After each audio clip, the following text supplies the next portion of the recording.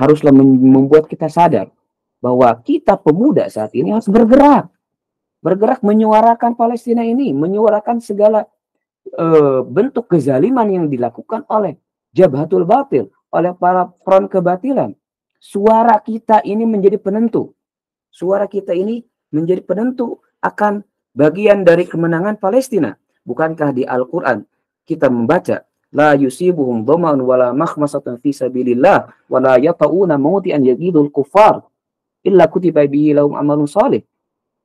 Dalam beberapa ayat Al-Quran, pentingnya kita bersuara, pentingnya kita berteriak akan segala bentuk kezaliman ini. Apa dalam Quran? Saya ulangi, la yusibuhum dzalika bi annahum la yusibuhum dhama'un wala nasabun wala makhmasatun fi sabilillah wala yata'una mawti'an yaghidul kuffara wala yanaluna min aduwwin nailan illa kutiba lahum bi amalun salih innallaha la yudhi'u ajral mu'minin. Kebetulan ayat surat At-Taubah ini, ayat 120 ini yang saya bacakan ini menjadi sebuah motor penggerak kita untuk selalu kita ingat bahwa segala macam bentuk ekspresi menjadi jihad di sisi Allah, menjadi amal soleh di sisi Allah. Saya bacakan terjemahannya.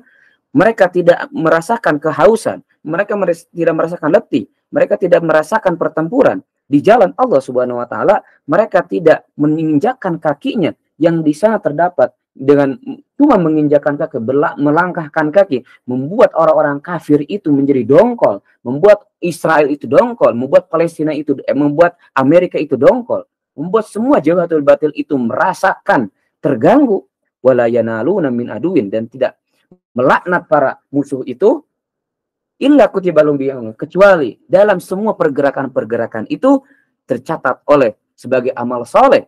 Innallaha la yudhi'u ajral muhsinin.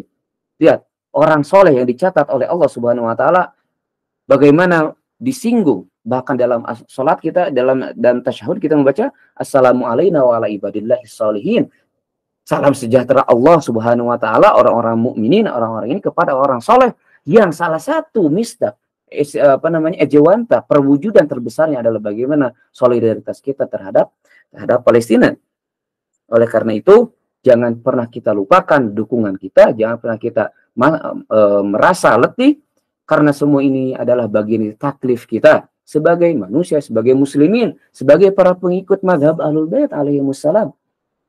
Maka karena diamnya kita bisa jadi menjadi bumerang untuk bisa menjadi satu peluru yang menghantam Palestina. Semua akan diperhitungkan di sisi Allah, yang pada akhirnya Allah berkata, qul falillahil hujjatul balighah. Allah memiliki hujjah kepada kita.